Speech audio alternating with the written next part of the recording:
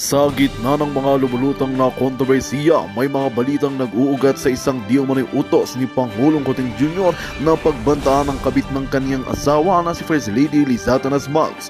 Ayon sa ilang hindi pa kumpirmadong ulat, pinatarget umano ni Pangulo ang nasabing tao dahil sa umano'y personal na issue sa kanyang relasyon. Kasunod nito, lubutang di na mga aligasyon, may mga pulis na binayaran upang manahimik sa issue. May mga ulat na nagsasabing ilang miyembro ng kapulisan ay tumanggap ng pera kapalit ng kanilang katahimikan at pag-iwas sa imbestigahan ang nasabing kontrobersiya. Hanggang ngayon walang opisyal na pahayag mula sa palasyo o mga otoridad patungkol dito. Sa kabila ng mga kumakalat na balita, patuloy ang pagmamahala sa kanilang mga pagkaraniwang tungkulin at proyekto. Maraming mamamayan ang natatatiling naghihintay sa anumang opisyal na pag-aksyon o pagsalita mula kay Coting Jr. o sa unang ginang hinggil sa usaping ito. At yan nga ang balitang ating pagkakatutukan. Ngunit bago ang lahat, siguraduhin mag-subscribe at ihitang notification bell para sa patuloy na pagtutok sa mga sugyap ng bagong balita sa tunay na boses ng masa.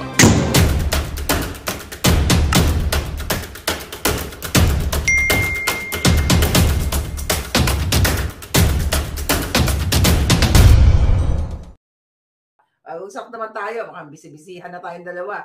Ayan, nandyan yan siya sa mga nagrarally siya dyan sa EDSA, sila Lamawi and everything, you know. By the way, balikan natin si Dodong Manny. Dong, narinig mo ba yung video, Dong? Doon kay JM Morales na pwedeng ipagurgur si JM o kung sino mang tarpulano dahil sa utos ni Lisa Tanas at si Kumar. Baka best friend mo rin sa Kumar. Ano ang punto de vista ko dito? If you are for the people, you stand for the people. You stand for what is right. Hindi yung kailangan mo lang na may magkulkul sa imo dahil sa eleksyon, kalimutan mo na yung pinaglalaban mo. Ayo di ponggol, nami kayo pa makdolon. Nami ang inyong mga itlog bala na pulpugon kag kusuton. Ay nako, ano pa? Ay ambot. Okay, katibi nagmano ka magbisaya. Mag-vlog tayo dahil, magbisaya tayo dahil. Isama na si Inday Anabel. BFF yan ni Manny. Si Inday Anabel Rama. Inday, sabihan mo nga yung BFF mo, Inday Anabel. Alam mo si Anabel, gusto ko yan si Inday Anabel. Hindi, pero seriously. Alam mo, growing up, alam mo, may isang stand-up, mayroong bar dito sa Cerritos, California. Yung bago-bago pa lang ako, wala akong pira noon dahil. Pinaakyat ako sa stage ba ng friend ko, nag-stand-up comedian. Mukhang effective naman. Nag-stand-up comedian ako, one time, big time. Binigyan ako ng tip. Pang-copy lang. Anyway, okay, going back. Okay, ano ingon niya? Sabi ni Manny, hindi ito labanan ng bawat pamilya, kundi ipinaglaban natin dito ang kinabukasan ng ating bayan. Then go!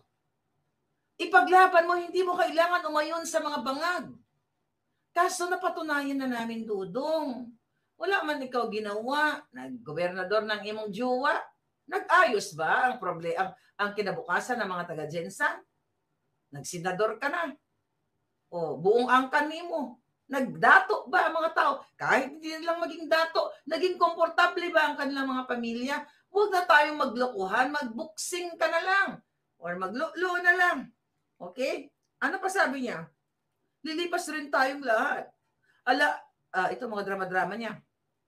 Isipin natin ang kinabukasan ng Pilipino. Lilipas din tayong lahat. You know, yung mga pagiging powerful, kahit anumang mga kayamanan, kahit anumang mga pasikat, Tandaan ninyo, pag wala na tayo rito sa mundong ito, you know, ang maalala ng tao yung legasiya.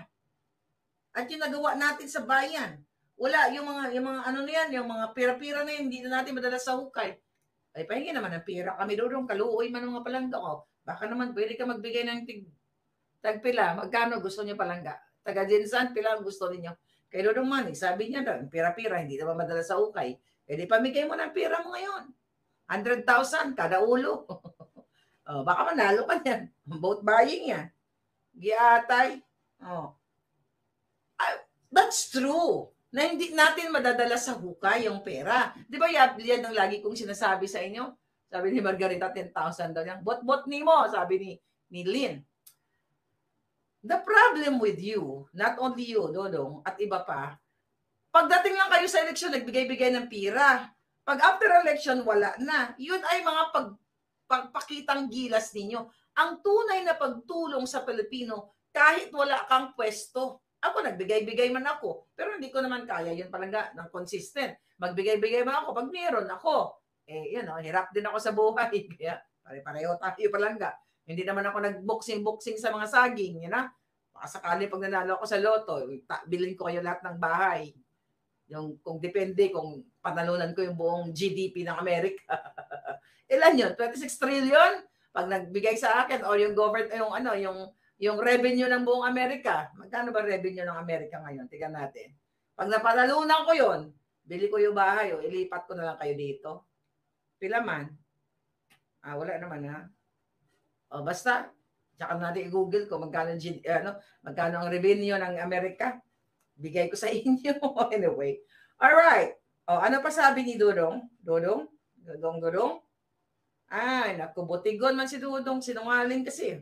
Anong pinagsasabi mo? Ano sabi niya dito? Kawawa naman yung mga mahirap. Sabi niya, ito. Sabi niya, pero dapat talaga ang manatili yung legacy mo. Yung pangit, masama, magnanakaw, hindi yan makakalimutan. Di ba? Yung mga susunod na henerasyon.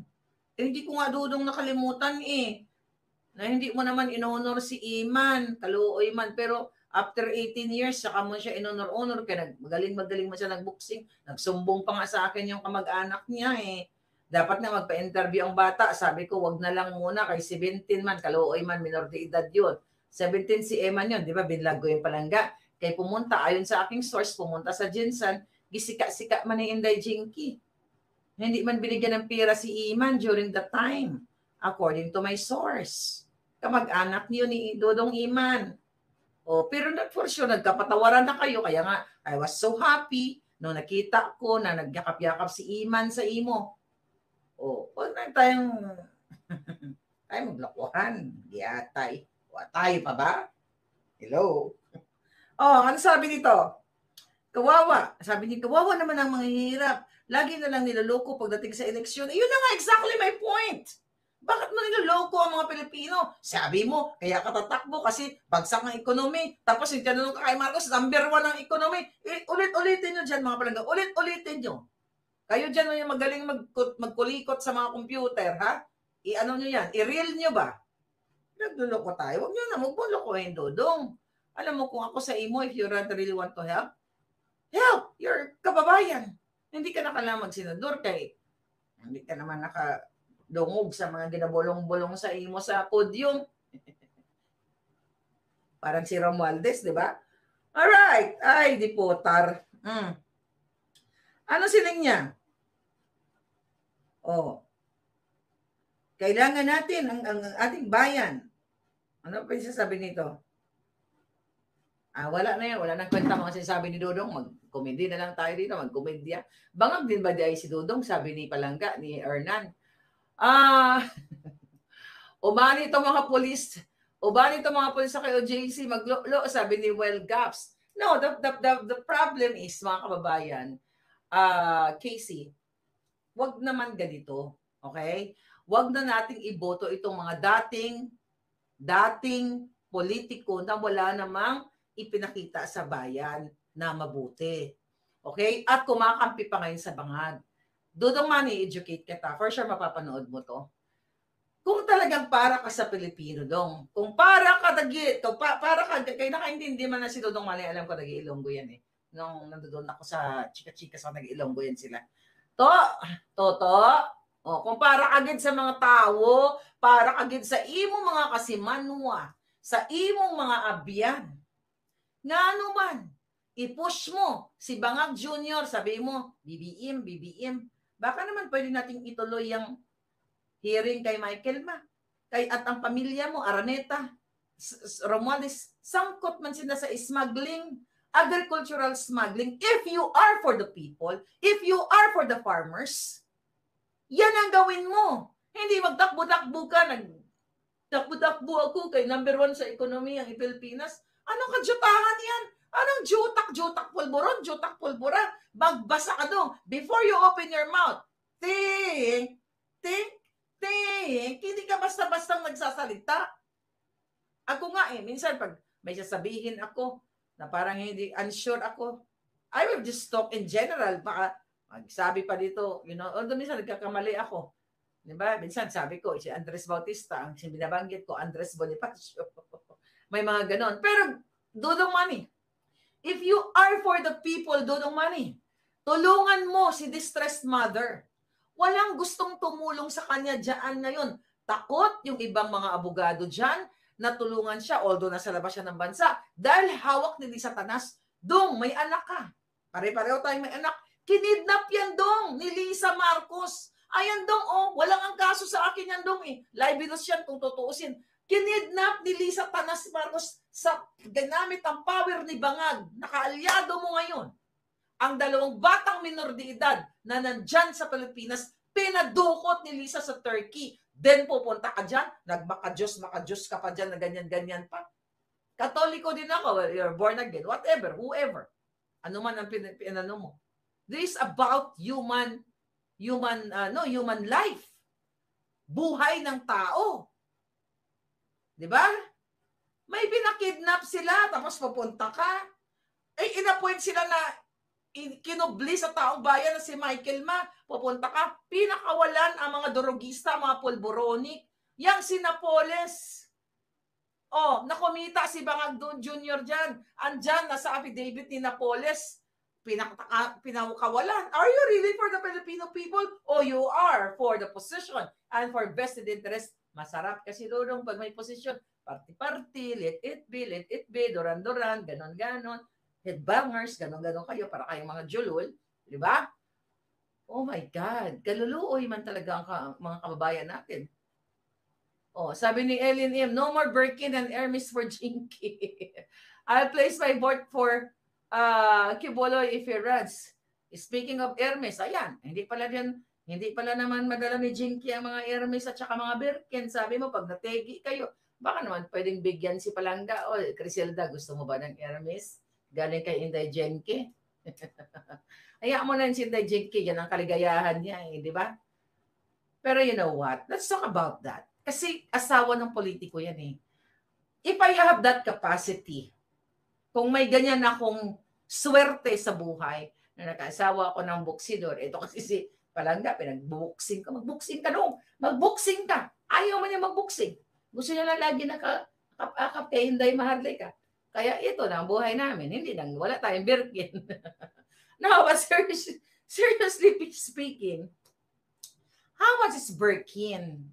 Millions? Ayan, si Katibi, mayroon niyang Birkin. Day, pahiram nga ng Birkin dyan tayo, magrampa-rampa tayo. But anyway, kung asawa ka ng politiko, you have to lead by example as a leader also. You help people. Hindi, wala nang ginawa. Nasa loob ng bahay, Birkin, inom ng kape, Versace ang baso, mag-iipit, Gucci, diba? Baka maglulo, Hermes, diba? Oh my God. And you are right, Dodong. Hindi nyo madadala sa hukay ang pira at ang Birkin. Ito kasi si Palangga, nag-comment pa dyan. Oy! Diba? Meron ba ganun, maglalakad? Do pera nyo naman yan. Wala naman kaming pakialam din sa pera ninyo. Kahit sunugin nyo yan, we don't care. Pero the problem is, still you're running for, position at hindi nagsilinanto. Nagbako-bako na yung mga istorya ni mo. Diba? Yung Birkin na yan, kahirap-hirap pala yan Dapat yung mga Birkin na yan, Birkin. Binenta, ginawa niya ng pira yan, at nag-create kayo ng isang kumpanya. Let's say, isang manufacturing company to create jobs. Hindi yung naglakad-lakad doon sa kung saan-saan sa bato-bato, katulad ni Puso. Picture, Birkin. Picture, Botox. Okay lang yun. Okay lang yun. No offense sa mga Palangga ko, mga BFF ko. Okay lang yun. Normal. Ako nga, gusto ko nga dapat. Demonyo nga ako Kaso lang sabi ko, hindi na. Kasi baka yung gamot, mapunta sa jotak ko, maging bangag ako. Mahirap na. What else? Nagkakainis talaga ang mga litsi. Mga Palangga, anong gusto pag-usapan natin? Birkin? No, in fairness, ito lang napansin ko. Yung anak yata ni Dodong Manny, magtakbo-takbo din. Magdagan ba? May isa siyang anak, magtakbo-takbo. nag-aaral ang mga anak mo sa Tanyag. Ano ba yun? Graduate na ba yun? Graduate na ba yun, Dodong? Dili pa na-graduate o nag-graduate? Sorry. Alam mo yun? Nag-graduate na. Wala ba talaga kayong ibang kumpanya na mapapasukan? Or you have to create your own company? Bakit? Sino yung tumakbo na anak niya? Bakit kailangan, sabi ni Rebecca Ugata, herpes Birkin, bakit kailangan talagang sa politika? Kasi maraming pira, no? Siyempre sa politika, may pira, may perks, kung ano mga perks, may kawat, kung ano-ano pang kaletsehan. Kaya lahat halos sa mga politiko ay nagpayaman. Katulad ni Kibo, nagtakbo na naman yung asawa. Katulad ni Lagdameo, dyan yung ano niya, yung kanyang kapatid, tatakbo naman dyan sa Mindanao. Nag-away-away sila dyan ng mga mandadato dahil nakialam si Lagdameo.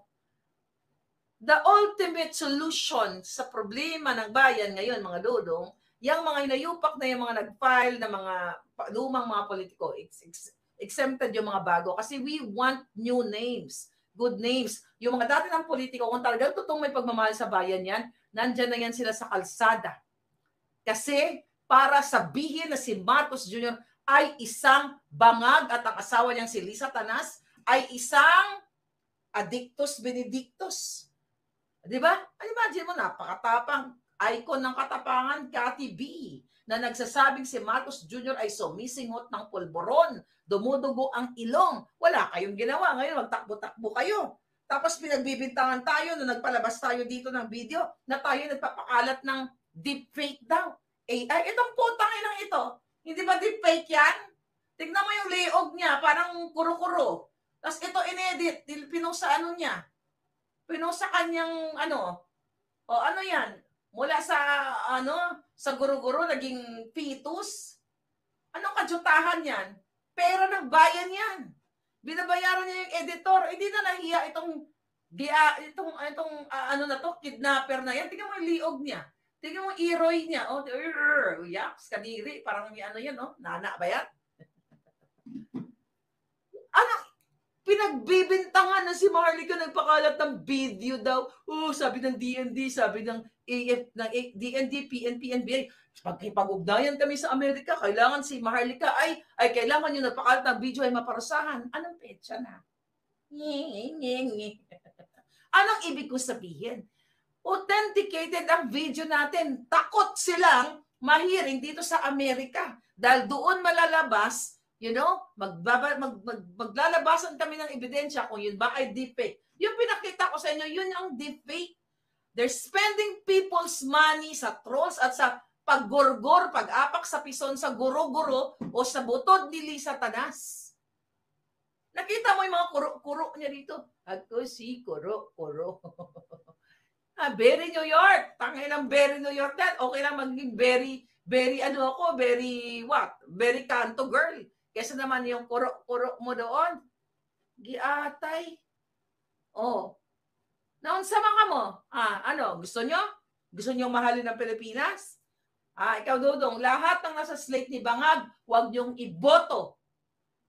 Lahat ng mga lumang politiko, huwag nyong iboto. Why? Ano ba tinulong sa inyo? Maliban na lang sa mga taong talagang nandyan, pero nakita nyo yung ginawa nila sa bayan at nakita nyo nakipaglaban. Lahat ng mga luma, lalo na yung mga kuting, mga NPA, rebelde, yung mga dilawan, nakatulad nila de Lima, diba? Na wala namang nagawa sa inyo mga palangga kung dilawan. Ngayon, kampi-kampi na sila, Dodong, Inday. Kaluoy ka mo, yung mga palangga ko, mga dilawan. Diba? Tuwang-tuwa kayo kay de Lima dahil binoboljak si Bangag Jr. Ngayon, magkakampi na sila. Kaya kayo mga Dodong, mga Inday na mga dilawan, lalo na taga mga Bisaya, we have to unite. Paano mag-unite ang Pilipino? Paano wakasan yan? Get out from your house. Speak up. Tapusin nyo ang mga bangag. Imagine nyo, lumalaklak ng alak, 50,000 pesos. Isang alak ni Lisa Tanas. Si Bangag, weekend, lumilipad ng hindi nyo alam. Namamasyal. Ang pera, nagpapaaral sa mga kawatan, sa lahat, kabit, lahat. Putragis na yan. Alam mo, kausap ko yung friend ko kanina, no, na taga Europe. ano na siya gusto niya mag-retire actually sa Pilipinas. May well off. Sabi niya, Palangga, sabi niya na gano'n, Claire, sabi niya na gano'n, alam mo ba, naisip namin, mag-asawa, ganyan-ganyan, bumalik na ng Pilipinas, kasi akala namin maging okay na. Pero mas nakakatakot ngayon, sabi niya, napanood ko yung vlog mo, sabi niya, nakakatakot pala, no, na pag umuwi pa naman yung mga bata, yung mga anak ko, pag namamasyal sila sa mga bar, yung in-spike yung mga drinks, di ba, para pag nakawan, sabi niya, nakakatakot. Kaya sabi ganon, nagbago yung ano niya, sabi niya, we change our minds na magstay na lang sa Europe hanggang walang, parang sabi niya nga, mawala ng pag-asa ng Pilipinas. Sabi niya, parang swerte na lang tayo kasi nandito tayo. That's true. Ang masaya lang sa Pilipinas, ang mga bangag, ang may mga negosyo na kasabwat ang gobyerno. But in fairness, dun sa mga nagsisikap talaga na may business kayo, you're good. Okay? Pero kayo pinahirapan din ng bayan. Yung mga middle class, di ba? Hirap na hirap kayo sa buhay ninyo. Lalo na ang mga purdoy katulad ko. Di ba? So tapos ngayon, huwag niyong ibotohin si Lulong Manny Kaluoy man. O sabi ko nga, huwag na muna tayo mag-eleksyon. No to Amy Marcos, sabi ni Palangga. That's true. O isa pa yan. Manggagamit. O, kunyari, mag-i-independent, pero sikreto ang bunal ni Amy Marcos, pero sinusuportahan siya ng kapatid niya at hindi niya kailanman aawayin daw yung kapatid niya. Imagine mo, yung loyalty ng mga yan, katulad ni Amy Marcos, it's not for the people, it's not for the Ilocanos, it's for themselves or their family. Kasi, kung mahal mo ang bayan, sabi ko nga, in the first place, kung mahal nila ang bayan, yung kapatid niyang adik, hindi na dapat tumakbo yan. Yung kapatid niyang si Bangag, hindi dapat naging presidente kung hindi nabudol si Inday Sara. Kaya Inday Sara, sinabi mo naman yan, never again. Ang dapat unahin nyo, lumabas kayo sa kalsada dyan at magdakdak. Hindi yung magdakdak kayo kasi pinipigil kayo ng mga bangag. Naunsaman mo. Ano, kay Dodong, magpakpak na tayo. Dodong Manny, boxing. Kaya lang, mga kanabukasan napunta sa boxing. Kasi hindi nyo well, I'm so sorry mga Palangga. I know na, yung ating mga kababayan talaga. Ang hilig nyo kasi sa mga artista. Sino pa ang artista? Mag-comment kayo. Sino pang artista ang gusto ninyo? Si Ipi? Ipi. Ano naman si Ipi? Ano ba ginawa ni Ipi? Mga artista ngayon, magpatatakbo ng politiko. Pag wala ng karir, papapunta sa politika. Iba, mga buloktor yan naman. Mga bugo. Sino pang tatakbo? Sabi ni Winsam, vote Pacquiao para sa Inodoro. Actually, mga kababayan, wala na dapat na iboto. Kaya dapat i-abolish talaga yan. Okay? Ayaw ko kay Ipi, gusto kay Doc Willie. If we will go by then Scorpion, wala ka na Dodong. Alright. Never again to Marcos. Sabi ni Vic Rodriguez. Nag-file na ba si Attorney Vic Rodriguez? Maybe tomorrow. Parang hindi pa siya nag-file, Ayun, bagong mukha yan. Yan, okay, sabi ni Champ. Bagong mukha, Rebecca, Silito Lapid. Silito Lapid, Ganon si Lito Lapid. Hindi ka nagsasalita. Yan, pipi ba yan si Lito Lapid? Uy, Lito. Pipi ka ba dyan sa Senado? O dito naman narinig ang tingog mo. Ni isang bulong, wala ako narinig. Nakaupo ka lang doon, Dodong. Ano ba ginawa ni Lito dyan, ni Lito sa Senado? Ni isa, wala ako narinig doon, Sino ba girlfriend yan? Sino sabi, may girlfriend daw? Si Atty. Glenn, hindi nga tatakbo si Atty. Glenn Palangga, Kaya mo, ako na lang tatakbo para sa kanya. Mga palangging. Ano saman ka? Sino pa ang mga tatakbo dyan? Si Pangulong Duterte, tatakbo. Kumusta naman ang mga Nograles? Di ba? Mayor and Vice Mayor yata si Pangulong Duterte. Baka may changes pa yan. Alam mo na si Pangulong Duterte, dami din hanas yun Pangulong Duterte, alam mo naman, last minute may mga eksena yan We'll see kung anong mangyayari. Okay, tingnan natin. Ano ba Okay, baka bukas mag kami ni Inday Kat TV. Busy yata, si Palangga, garage sale si Inray. Oo, dapat mag-garage sale. Mag-live selling tayo in Dai TV. Ibenta mo na yung mga Hermes mo yun, Dai, dahil hindi man madala sa hukay. Sabi ni Dodong Manny, hindi man niya madala sa hukay. But you know what? Let's talk about life a little bit, darling.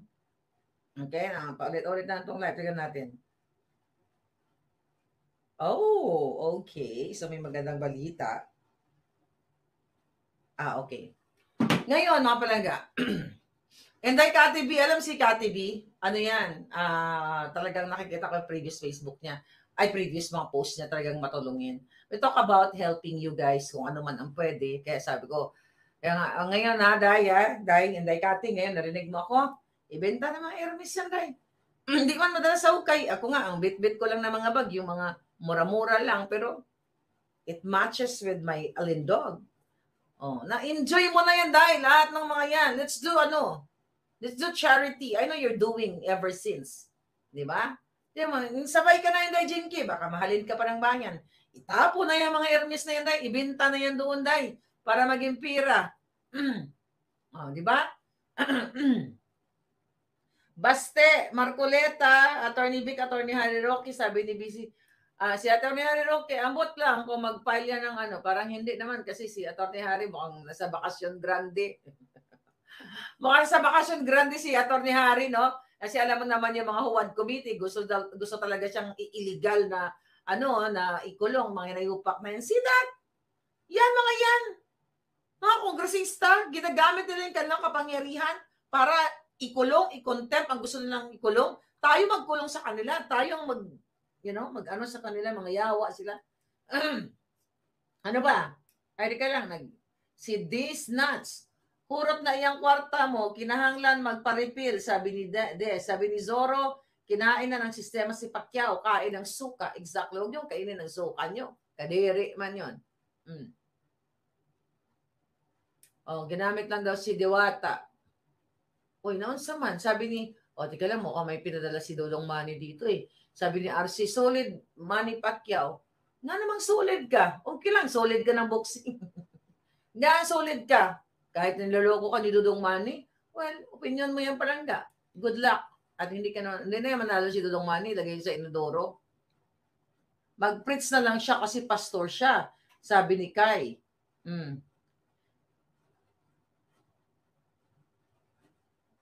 Okay. Boro dati. Sabi ni Dance, if we will go by political which way post, yung manga ay Magandang balita ang hatid namin sa inyo ngayong araw. Sa pagtatapos ng aming balitaan, nagbigay kami ng mga mahalagang impormasyon. Maraming salamat sa pagtutok at pagsuporta sa aming programa. Huwag kalimutang manatili sa mga susunod na araw para sa mga bagong balita at mga kwento na dapat nating abangan. Mula sa Boses ng Masa, magandang araw Pilipinas!